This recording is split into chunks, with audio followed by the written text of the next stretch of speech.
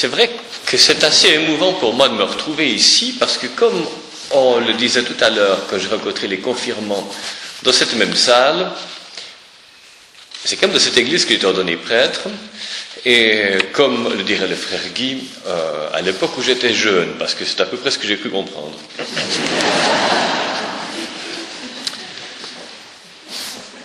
Alors, parler du dialogue œcuménique et du dialogue interreligieux, cela a pour but, entre autres, de montrer ce qu'il y a de commun et de différent entre les deux, et puis aussi d'en parler de manière un peu actuelle, et spécifiquement, à la lumière du Concile Vatican II. J'ai choisi cette optique-là parce que le Concile Vatican II a été ouvert le 11 octobre 1962, et on va fêter dans quelques jours le 50e anniversaire du début du Concile. J'ai donc, parmi d'autres possibilités, décidé d'essayer de parler de cette question avec les textes du Concile Vatican II. Parce que, peut-être qu'on ne les connaît pas toujours quand même. Et on peut dire, pour situer la question en termes actuels, que dans le passé, plus ou moins après l'époque où il y avait, disons, en Europe une seule religion, la chrétienté, avec une petite présence de certaines autres religions, il y a eu une longue époque où être d'une région signifiait avoir une religion, ou alors, si on n'était pas de cette religion-là, avoir des difficultés. Et on n'était pas tellement habitué à rencontrer des gens qui avaient une autre religion ou une autre confession chrétienne que la sienne. Parce que, en gros, si on habitait Genève, on était réformé, si on habitait Fribourg, on était catholique, et on pourrait dire ça en prenant des pays comme exemple. Maintenant, manifestement, ce n'est plus le cas. Où que l'on soit, et en tout cas c'est clairement le cas en Europe, mais pas seulement, on a très facilement l'occasion de rencontrer des personnes qui ont d'autres positions religieuses, ou qui éventuellement n'en ont pas du tout, mais par exemple des chrétiens d'autres confessions, ou des personnes d'autres religions. Ce genre de situation entraîne des résultats variables. Un des résultats peut être le désir de dialogue, un autre résultat peut être une confrontation. Et chacune de ces deux attitudes peut encourager l'autre. Parce que par exemple, je vous prends même une anecdote personnelle. Quand j'étais devenu assistant à la faculté de théologie de Fribourg vers 1991, quelque chose comme ça. Le directeur de l'Institut œcuménique de l'université était venu me voir et m'avait dit: il faudrait que tu représentes les assistants ou autres du même genre dans le conseil de l'Institut œcuménique. Et je lui ai dit: oh, pourquoi moi, je commence maintenant, laisse-moi un peu de temps, tu prends quelqu'un d'autre, etc.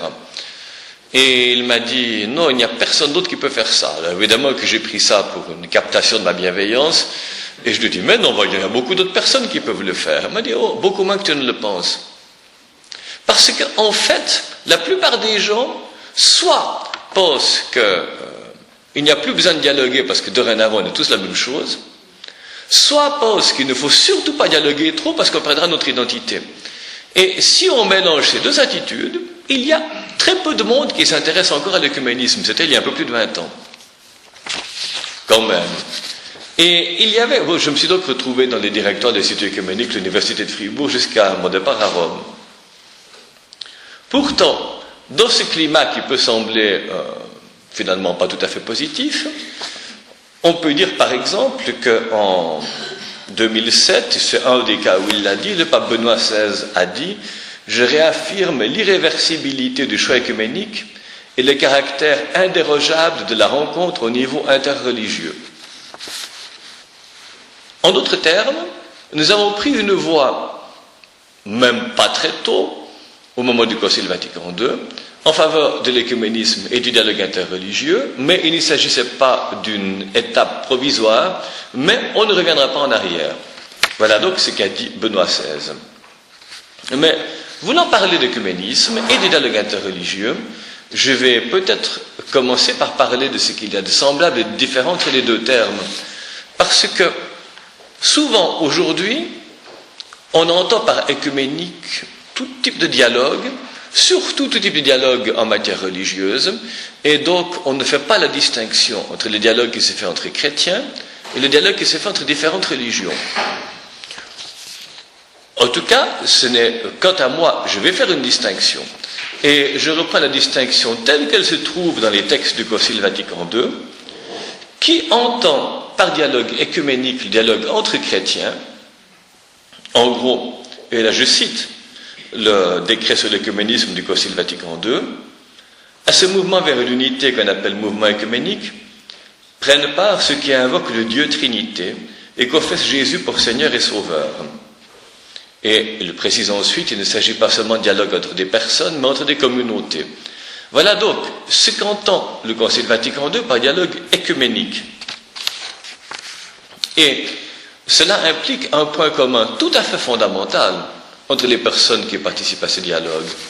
À savoir de dire, par exemple, pour reprendre la Constitution sur la révélation du Concile Vatican II, la vérité profonde aussi bien sur Dieu que sur le salut de l'homme, c'est par cette révélation qu'elle resplendit à nos yeux dans le Christ, qui est à la fois le médiateur et la plénitude de la révélation tout entière. Le Christ n'est pas seulement un communicateur, il est la révélation. Le dialogue écuménique se fait entre personnes qui, de différentes manières, partagent cette conviction de base. Le dialogue interreligieux, ce n'est pas la même chose. C'est... La première page est imprimée 2 fois. Le dialogue interreligieux, ce n'est pas tout à fait la même chose. C'est la relation de l'Église avec les religions non chrétiennes. Et ce que dit le Concile Vatican II dans sa déclaration sur l'Église et les religions non chrétiennes est un texte profondément nouveau et étonnant comme texte du magistère de l'Église. J'en cite un extrait relativement long. Depuis les temps les plus reculés jusqu'à aujourd'hui, on trouve dans les différents peuples une certaine sensibilité à cette force cachée qui est présente au cours des choses et aux événements de la vie humaine, parfois même une reconnaissance de la divinité suprême ou encore du Père.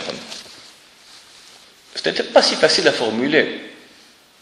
Dire en termes bien choisis, on trouve tout au long de l'histoire, en gros, des attitudes religieuses.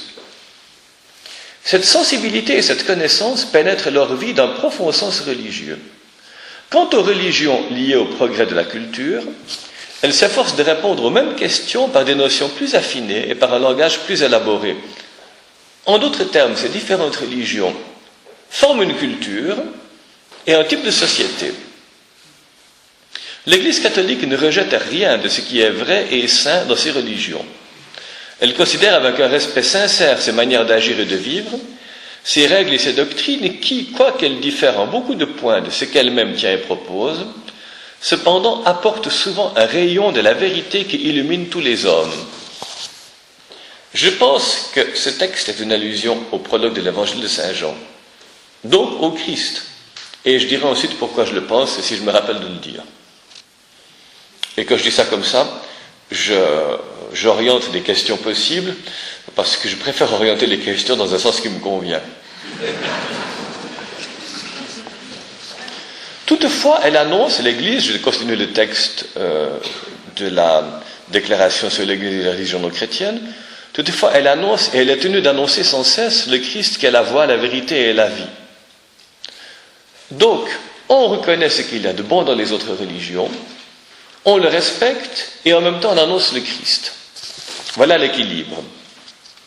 Durant le Concile Vatican II, le pape Paul VI publie sa première encyclique, Ecclesiam Suam. Et dans cette encyclique, il explique le point où l'humanité en est réellement par rapport à l'Église catholique. Encyclique qu'il a publiée en 1964. Il était devenu pape en 1963. Et le concile s'est terminé en 1965. Et dans cette encyclique, il décrit la situation des hommes en 3 cercles de dimensions variables, dont le centre commun est le Christ. On m'a dit, je n'avais jamais découvert ça tout seul, mais c'est le cas de beaucoup de choses, que lorsque Paul VI a choisi de décrire la situation de l'humanité en cercle concentrique, cela lui avait été inspiré par le cardinal Journet. Je ne sais pas si c'est vrai, mais le cardinal Journet était genevois. Ça c'est vrai par contre, enfin de Carouge, vous me direz. Et Paul VI dit dans cette encyclique, pour donner une idée sommaire des différentes positions, nous croyons pouvoir les distribuer comme en autant de cercles concentriques autour du centre où la main de Dieu nous a placés. Il ne veut pas dire par là que lui se trouve au centre, mais que le Christ se trouve au centre et que par grâce, nous sommes ses disciples. Et il dit que le plus grand de ces cercles, le plus étendu, c'est l'humanité tout entière. Il y a un premier cercle, un immense cercle, nous n'arrivons pas à en voir les bords qui se confondent avec l'horizon. Son air couvre l'humanité comme telle, le monde. Nous ne le sentons pas étranger, tout ce qui est humain nous regarde. Voilà quelque chose d'ailleurs d'assez typique de l'insistance du Concile Vatican II, volonté de dialogue avec toute l'humanité, tout simplement. Et nous ne nous sentons pas étrangers, nous en faisons partie. Parce que nous sommes dans ce cercle, si nous sommes des êtres humains. Le deuxième cercle est celui des adeptes des religions non chrétiennes, avec une place particulière des religions monothéistes, c'est-à-dire on pense dans ce cas-là surtout au judaïsme et à l'islam. Le pape montre la relation de ces religions avec le christianisme, et il explique en quoi peut constituer le dialogue avec elles. Je cite donc encore l'encyclique Ecclesiam Suam, un autre cercle immense lui aussi, mais moins éloigné de nous, avant tout celui des hommes qui adorent le Dieu unique et souverain, que nous adorons nous aussi.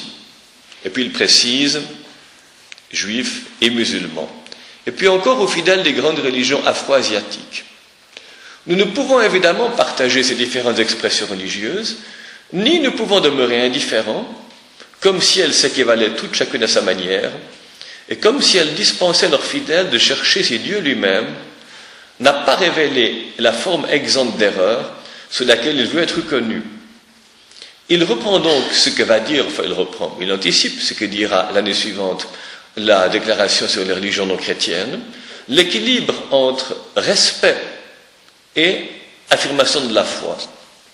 Le Christ est la révélation. Et puis il ajoute qu'il s'agit de promouvoir les idéaux que nous pouvons avoir en commun dans le domaine de la liberté religieuse, de la fraternité humaine, de la sainte culture, de la bienfaisance sociale et de l'ordre civil. Plusieurs choses. Quand, à cet endroit-là, Paul VI, en août 1964, parle de collaboration en matière de liberté religieuse, il anticipe ce qui ne sera acquis par le Concile Vatican II que plus d'une année après, et non sans quelques difficultés, savoir la reconnaissance par l'Église catholique du bien fondé de la liberté religieuse. Et puis, il ajoute, bienfaisance sociale et ordre civil, en d'autres termes, il y a avec ces autres religions un dialogue portant sur la question religieuse, mais aussi la volonté d'une collaboration pour, disons, le bien commun. Quelque chose qui est évidemment très important. Et il ajoute que le cercle le plus rapproché, c'est celui des chrétiens, avec qui le dialogue qui a pris le nom d'écuménique est déjà ouvert. Là, je le citais.